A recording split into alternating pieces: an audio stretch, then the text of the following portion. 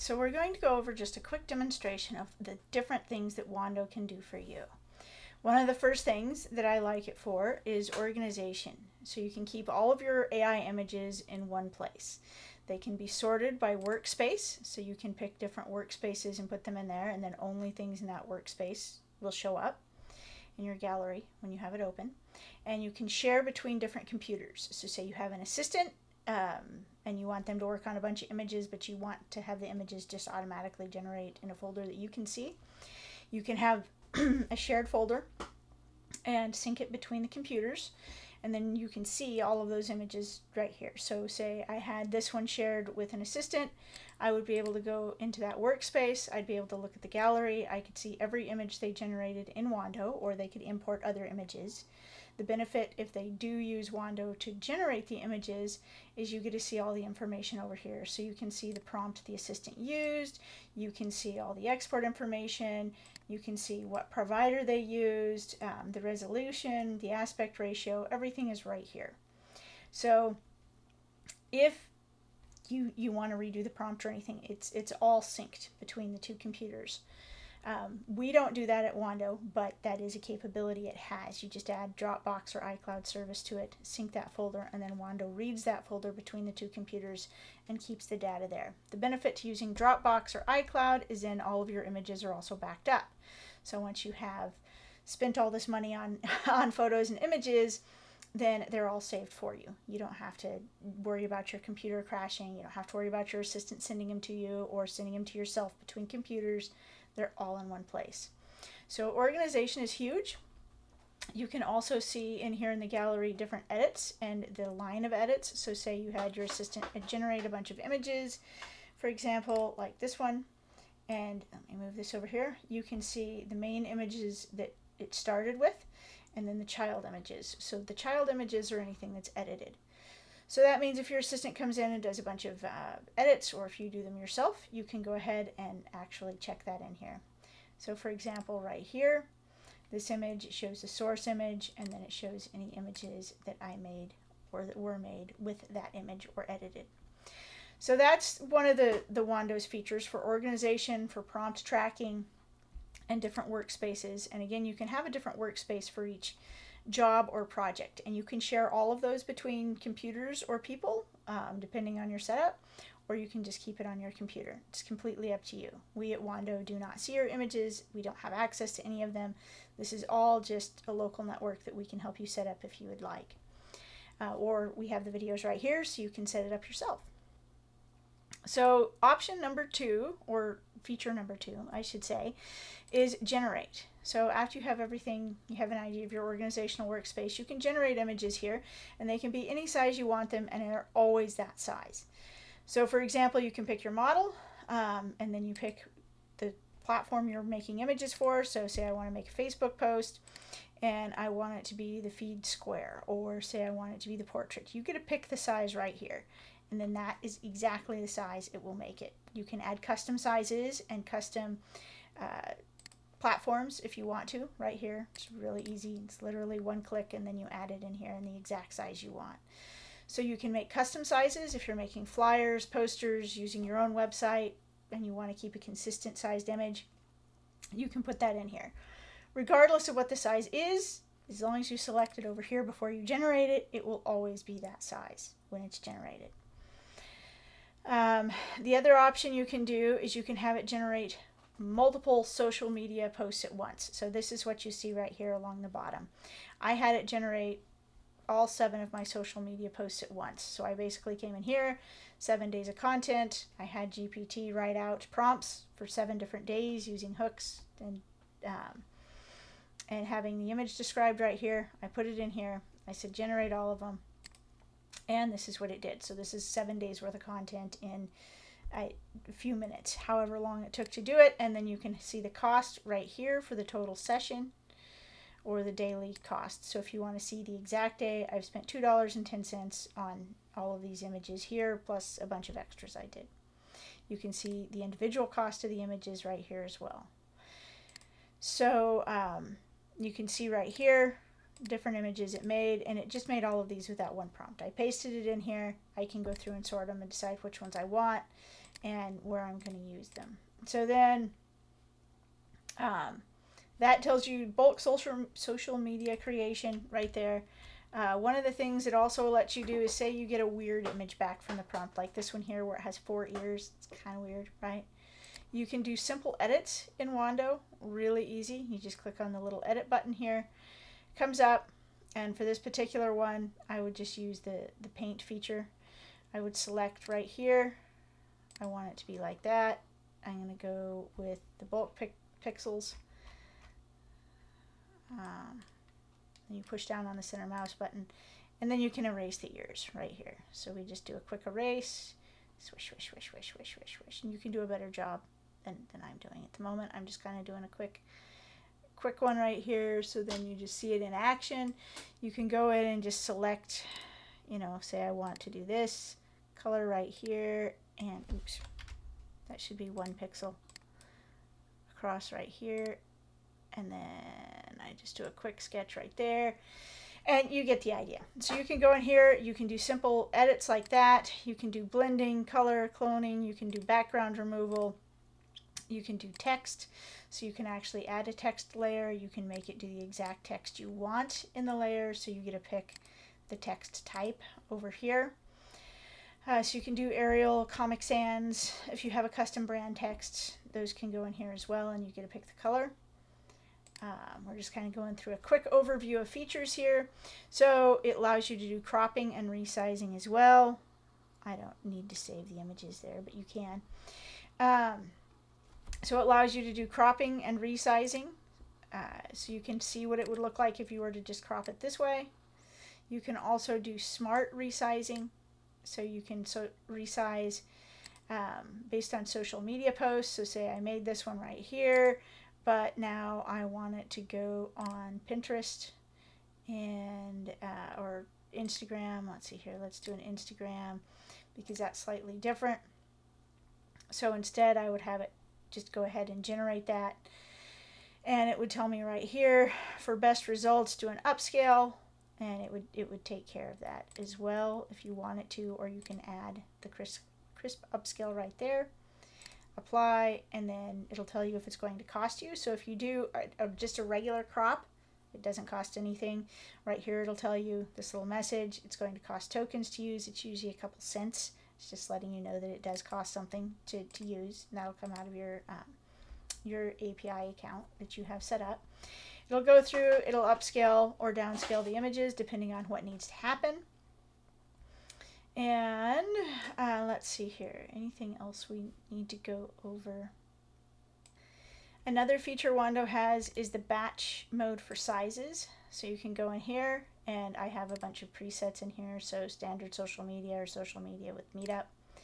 That means I can go ahead and put my prompt right over here in the describe your social media image, and then hit generate, and it will generate an image for each one of those. It'll be a different image because it's basically sending a different, prompt for each image, but that also keeps your social media a little bit diverse. It keeps it to where there's a different image on each one, and then you'll get an image back in each one of these sizes with the same prompt. So you'll still have consistency.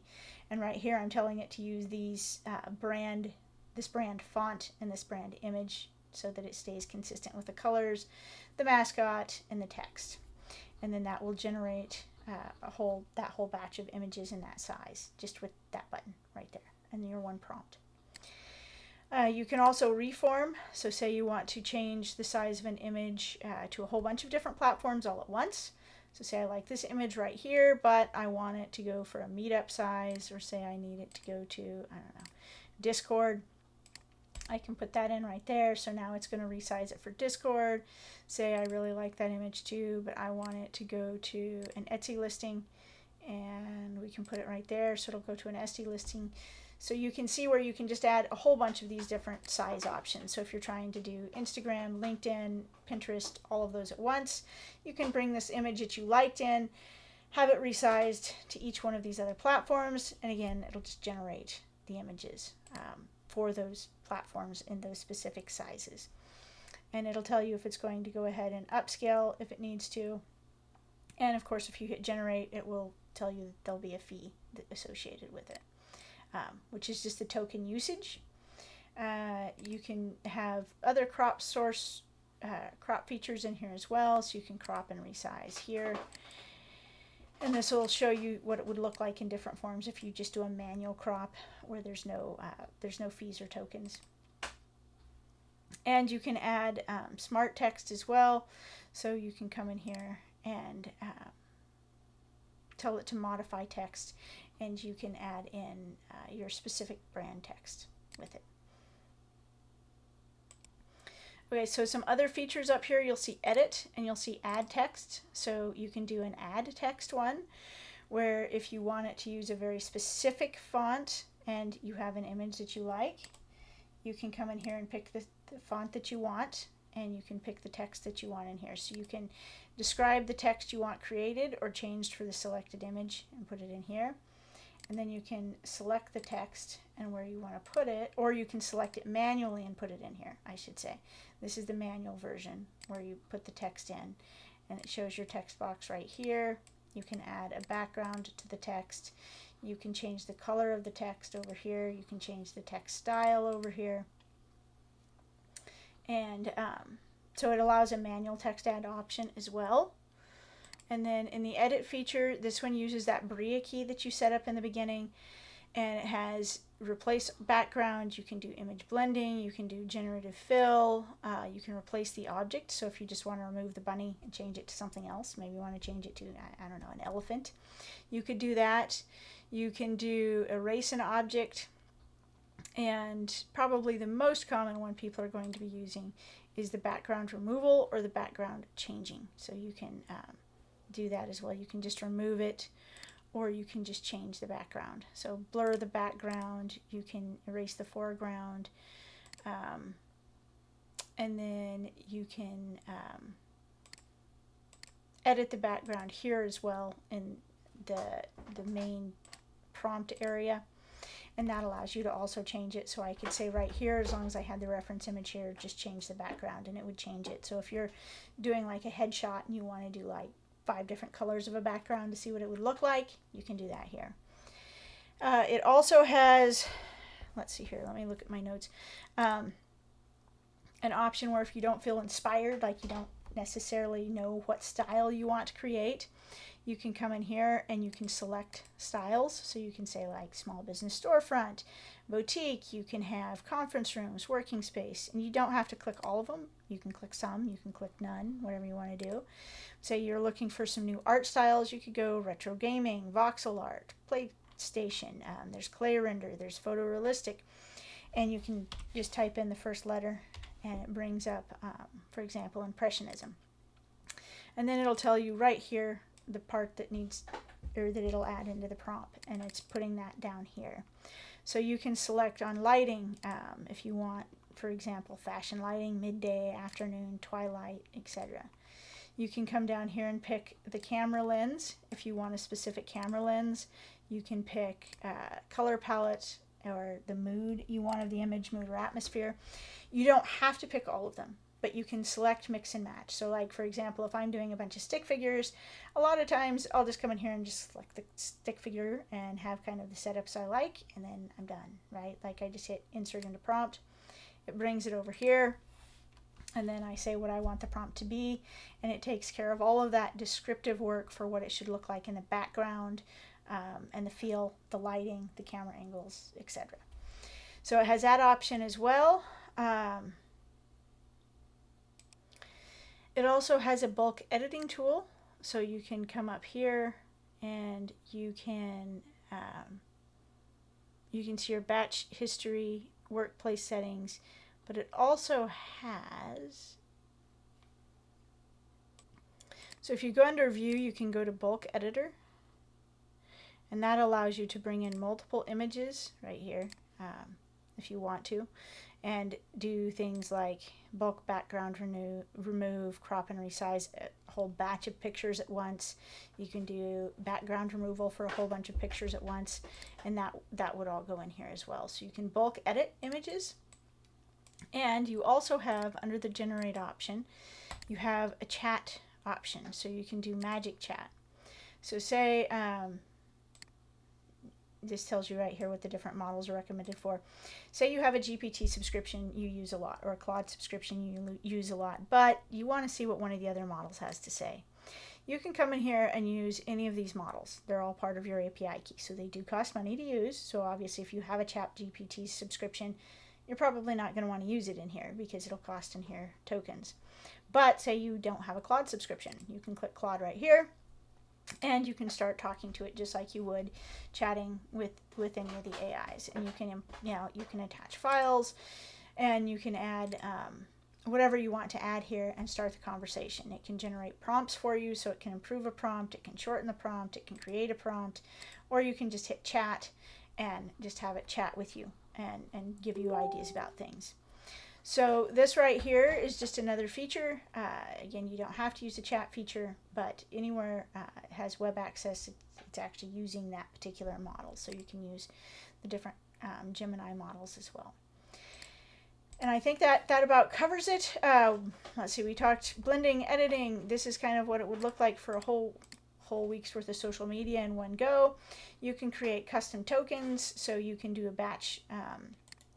batches here, where if you want to create a bunch of different things all at once, this is how the batch looks. You can paste it in, but you can also create them for standard built-in tokens if you want to. So say you want to go nuts and have it do moods for all of them. So say you want it to do your prompt in all of these different moods, you could have it do that. There's some other built-in ones too for different weather or different art styles, for example.